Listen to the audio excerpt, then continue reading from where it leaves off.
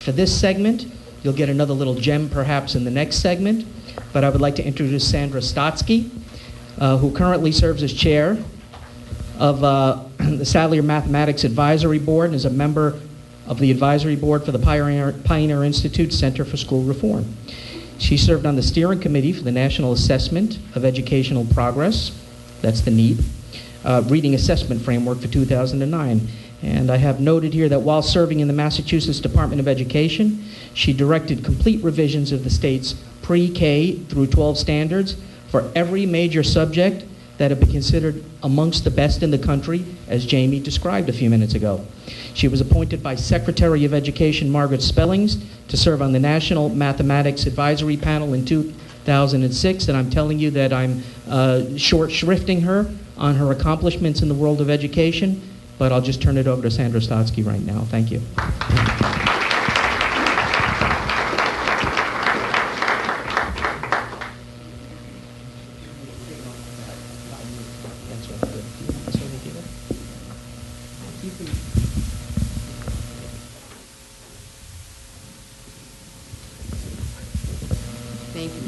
Thank you very much. And let me just get a few papers down here.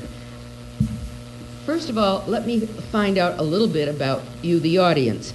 How many of you have children in the schools, whether it's Carver or the neighborhood? Most of you. How many of you are elected or appointed officials? I know we met some of you, all sitting here in the front row. Very good. Some more back here, too. I don't think we were introduced. Are you from Carver or a neighboring community? Neighboring, okay, that's fine. And how many of you, and this is where I would like to begin my talk about this part of it, how many of you had children before 2011 in the public schools? Oh, that's very good, because then you would be familiar with the standards that I actually worked on and helped to develop when I was in the Department of Education from 1999 to 2003. After 2011, we had more and more Common Core standards introduced, so you would have noted changes, or you would be at least able to notice changes in what your children or grandchildren went through in the schools. What I'm going to do first, and this is how I will outline my talk, I'm going to tell you a little bit about the philosophy that I used as I was developing the standards that your children were taught by until about 2011. The board adopted Common Core standards in the middle of 2010, and so Common Core began to be gradually introduced the following year. Then I'm going to give you a few facts about Common Core and the validation committee on which I served, what its purpose was. I will then talk a little bit about the flaws or deficiencies in both the ELA and math standards. You've heard a little bit about that, but you will also hear more from me. And then I'm going to suggest what I think might be some avenues for people to proceed who have concerns about what is happening in the school curriculum and in the standards and testing areas in your public schools and in any of the other schools that are not public that are also using Common Core by choice. And there is an unfortunate issue there because many of them are doing this for reasons that don't quite make sense because they think their children are going to go back to the public schools at a higher grade, so therefore they're going to use Common Core standards in earlier grades even though they're not under the purview of the State Board of Ed. Let me begin a little bit with my own philosophy. When I approached the development of the standards that I was told to revise or develop in 1999 when I was hired by the department, and I was hired by Commissioner David Driscoll at the time. Some of you may remember him or know who he was. I was bringing a philosophy that came from my own traditional background in Bridgewater, which is where I grew up. I went to Bridgewater High School. I lived in the town of Bridgewater. That's why I know this whole area pretty well. I was trying to develop standards that would raise all kids. because we have gone through about a 50-year decline in this country since about the 1960s in our public schools. Teachers who've been around that long, or others, would know that what we now do in high school is at a much lower level than what we did 50 years ago in high school. The English curriculum, for example, is very different from the English curriculum that I had when I went to Bridgewater High School. As one example, we had a Shakespeare play every year, 9, 10, 11, 12. I don't know any school today that would give children that amount of literature from that period of time. It was a struggle, but that was what the curriculum was, in addition to a lot of other things that were different. We also, in grade 9 or 10, had the entire book of Euclidean geometry. It was called Euclid's Elements of Geometry. Yes, they actually had Euclid that they were using in Bridgewater. Wasn't the book written 2,000 years ago, but it was a newer version of it, but it was proof-based geometry, the most wonderful experience anyone could have in developing logical thinking. Today, your kids are lucky if they have 2 to 3 weeks of proof-based geometry in grade 10 or 11, whenever it might be offered. In any event, my philosophy was to raise everybody. I wasn't trying to close gaps. That wasn't the goal I was given. We were trying to get everybody up, which is a different direction. I was also interested in making sure that the standards reflected content as much as possible, because that was what everything in research that I knew, and I had done my graduate work in reading research at the Harvard Graduate School of Education, but from everything we know, content matters. And so I was trying to make sure that the standards we developed had content as much as possible in them. And third, which was very important, and it is only now being talked about slightly by the USDE and Secretary of Education, Arne Duncan, I was given the opportunity, which I didn't appreciate fully at the time, to revise totally our teacher licensing regulations, administrator regulations, and our licensure tests for teachers. And I finally put it all together for myself, realizing that if you wanted to have better standards for students to learn towards, have teachers teach to them, you needed to have academically stronger teachers. Teachers cannot teach what they do not know themselves. So part of my goal was to make sure that we were training the most academically competent teachers we could do at that time, veteran teachers as well as new teachers coming in. We had control over the criteria for professional development. And the goal was to make sure that we could get all kids making academic gains. Now, as Jamie told you earlier, we actually made unusual strides. And I'm sorry I don't have this available for a overhead screen, but you can get a sense of what was happening. There's a black mark here. This is from an NAEP test. And this side lists all the states in the Union. And this is about where we were in 1992 before the Massachusetts Ed Reform Act, grade 8 math.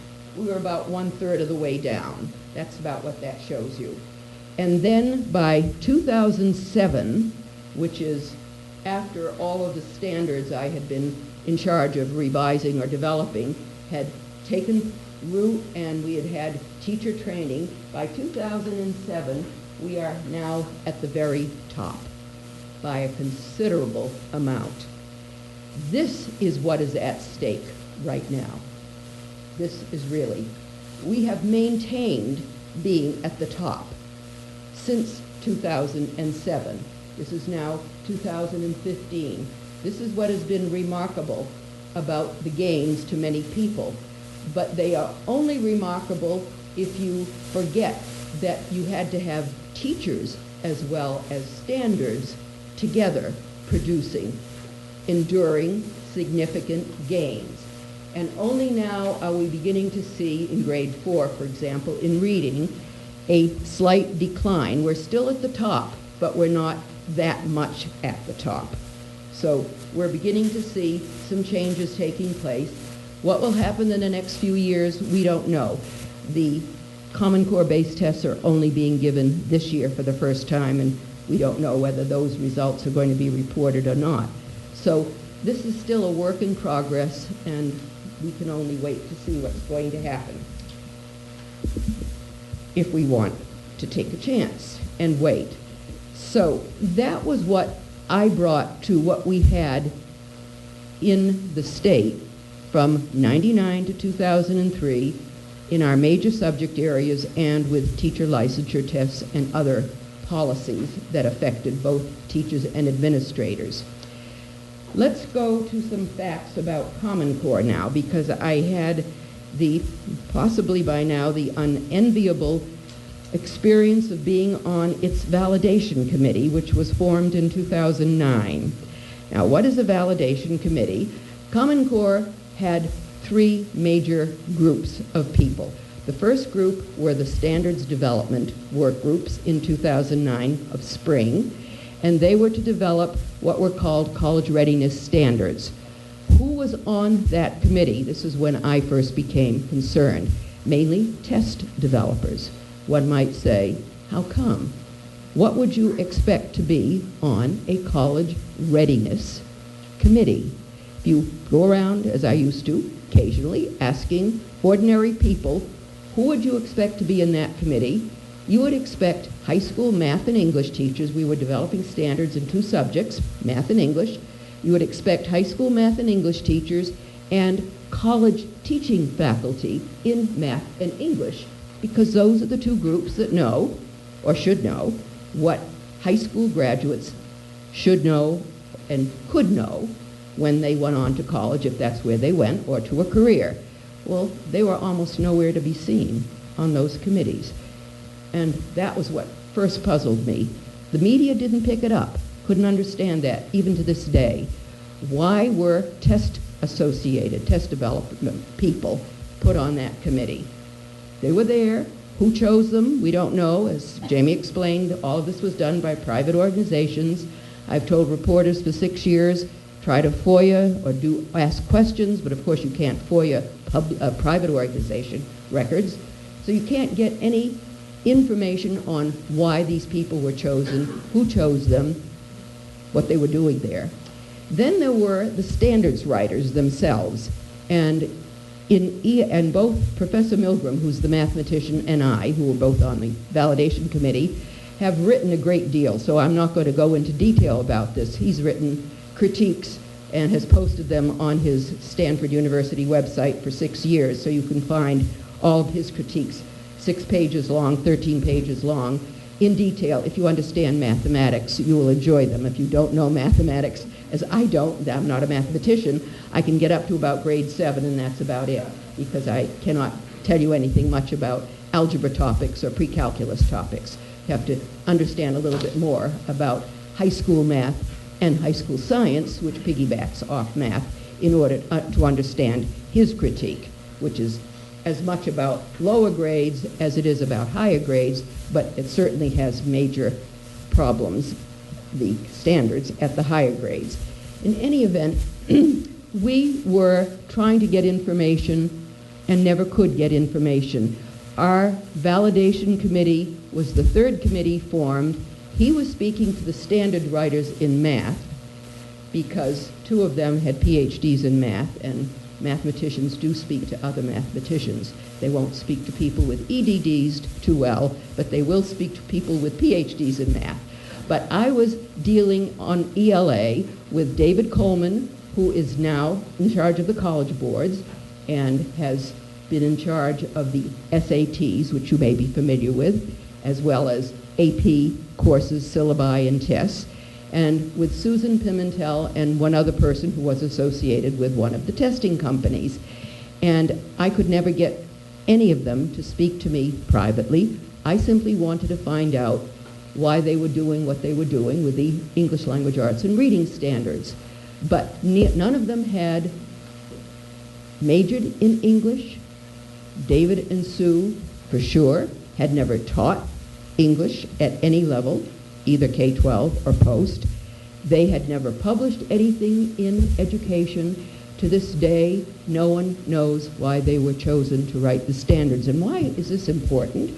Because they were writing what would be our national standards, and we are now, in this country, using standards, and I have said this in print before, so it's not new, but we have somehow put people who might be considered impostors, charlatans, Mountebanks, people who didn't know anything about standard writing in English language arts, in charge of the standards that are being used in our public schools.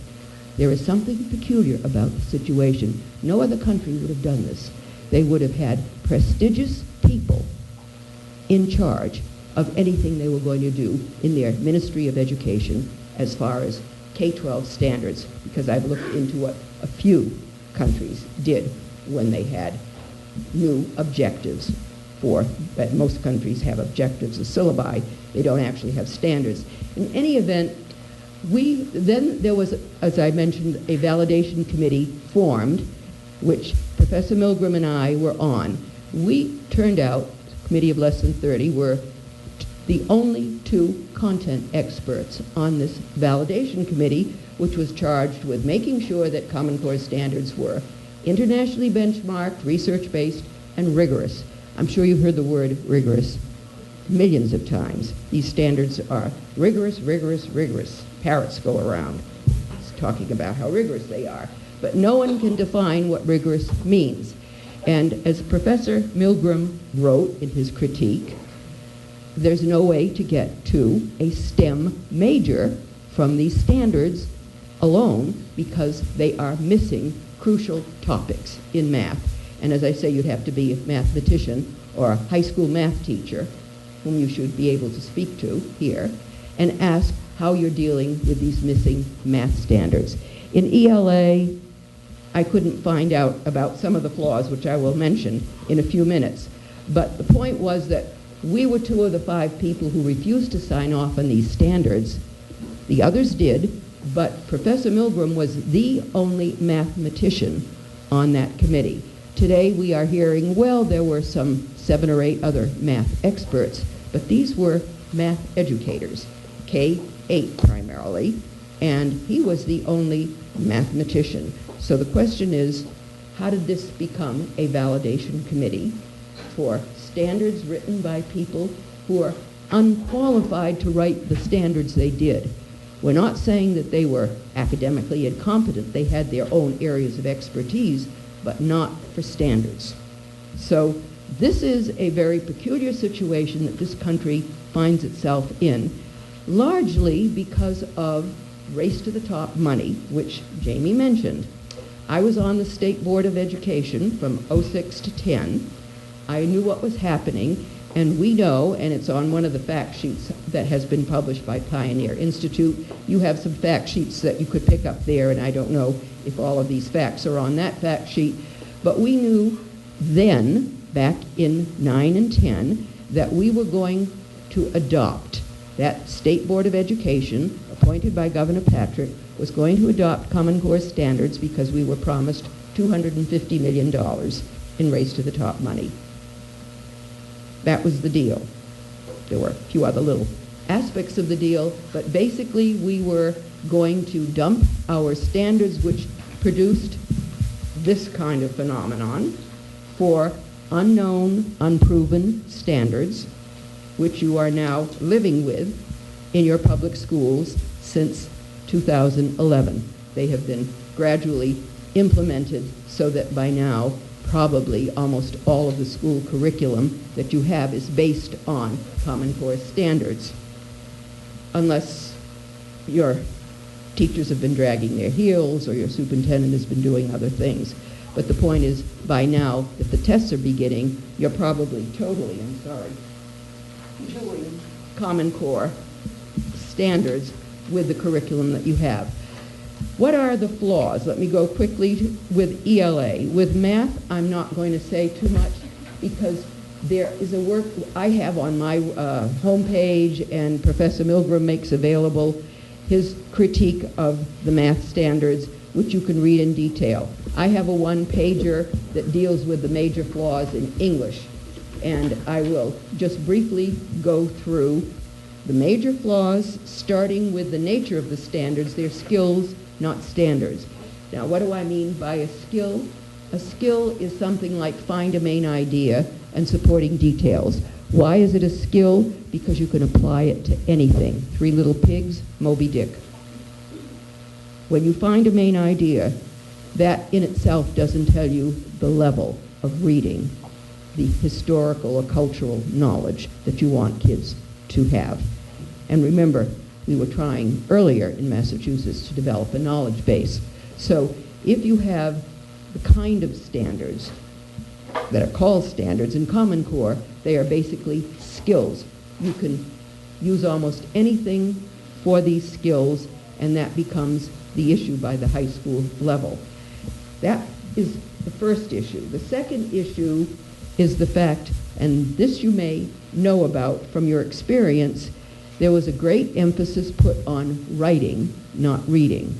I come from a background in teaching of reading and the research on reading, and we know from 100 years of research that good writers have been good readers. Reading precedes writing. If you want to produce good writers, you must at least expose children to the very best prose you can. You can't make them all into good writers, but you can make them much better readers if you have a good sequential reading program. And Common Core stresses writing, not reading, so your children, not only in English language arts and reading, will be doing a lot of writing, they're also expected to do a lot of writing in math, science, other areas of the curriculum. No one would ever say it's unreasonable for a math teacher to ask a child to explain, but as one first grade teacher has said, how much writing can you expect a first grader to do if they're going to explain why they did what they did in a math problem? And is that really how you want class time, instructional time, spent? We're not even talking about testing. There are some other issues. This notion that you're going to develop critical thinking by spending all of that time on writing, that isn't where it comes from. What you're losing is the development of analytical reading and writing, which is what your older English teachers used to do. For example, the one I had at Bridgewater High School, who taught us Shakespeare every year. They taught us how to read between the lines. That was analytical reading, writing, and thinking. And so if you have cut down because of another quirk in Common Core, have more informational text, less literary study, you are cutting down on what the English teacher always did best and well, and that is teach students how to read between the lines of complex literary works. That's what English teachers were trained to do. And if you have informational texts, which are designed to convey information, that isn't what you use for teaching critical thinking. You don't use science textbooks for that purpose, and you wouldn't use a history textbook for that purpose. You would bring together other materials that might contrast different positions, stances, and then have students notice the difference, but that is not what's being talked about in Common Core. In any event, you get some huge problems in your reading English language arts curriculum with Common Core that may escape the notice of outsiders, even school committee members, unless they begin to take a look at the lessons and the assignments. And that is the one thing that has sparked the parent revolt in this country. As parents, who after all tend more than anyone else to look at what their children are doing in school, look at the lessons that have come home. When they have come home, they have become more and more upset. So you are now seeing waves of parents, now supported by teacher unions, interestingly enough, not so much teachers, but teacher unions, because they're freer to speak, Teachers have to be careful because they don't want to be suspended or have their licenses revoked. There's a state policy. That's an issue, I know that. So teachers have to be very careful, but their unions can speak up for them, and they are, more and more. New York, New Jersey are two states where the teacher unions have really spoken up. And what are they telling parents to do? Opt your kids out of the tests. This is stunning. We've never had anything like this happen in this country before. But New Jersey and New York, both the unions, large unions, have been saying we want parents to opt their kids out of these tests. You can Google and find all of this available. It's there on the web. So you've got parents who are looking at peculiar things in the math curriculum. I can't go into the details. And people who are looking in private or non-sectarian or sectarian private schools as well as public schools at what their kids are being asked to read and asking questions about, is this what kids should be reading at this grade or in school or at all? They simply are raising questions. And their teachers usually can't answer. And this is one of the things you have to respect. They're being told what to do in many cases. Some school systems have been paying for a so-called Common Core consultant. Back in Arkansas, where I was working for a while, $200,000 a year for the Common Core consultant, who was telling the English teachers what they should be teaching and doing, what kinds of questions they should be asking. In any event, you have teachers who are following directions and want to keep their jobs. Administrators who may be concerned about what will happen when they move on to the next position they may want. So they're supporting what they're hearing from a Department of Education, which often in many states, including this one, cannot cite you any statute that covers what is happening. Parents can opt their kids out. This is something I'm going to move up ahead very quickly to talk about, because it's a parent's right, and parents have had this right for 400 years, whether you were colonies or territories. You can keep your kids at home if they're sick. You can decide you don't want them to go on a particular field trip. You can decide if you don't want your child to take a test that has been mandated by the federal or state government, criterion reference test or standardized test, not a teacher-made test. Those are different.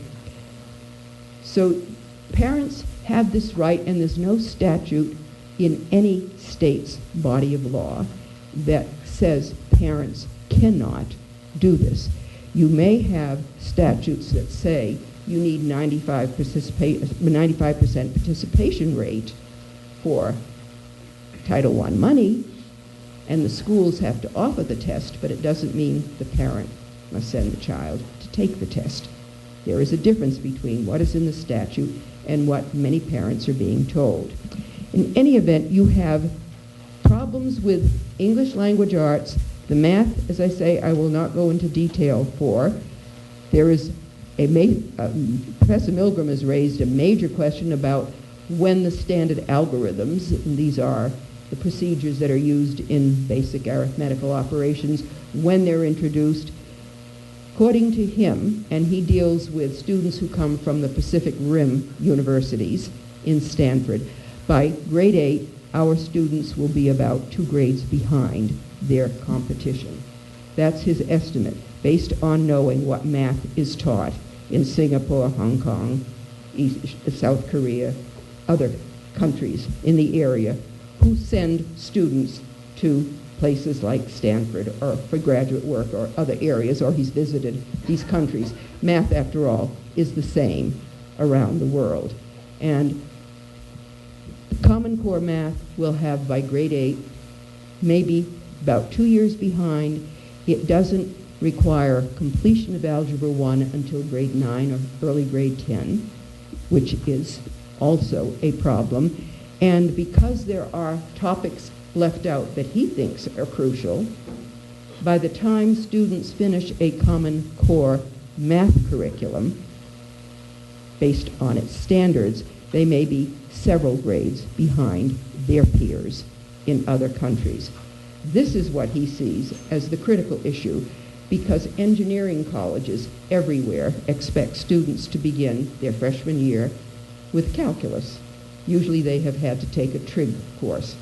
But he says the trig standards are mostly not there.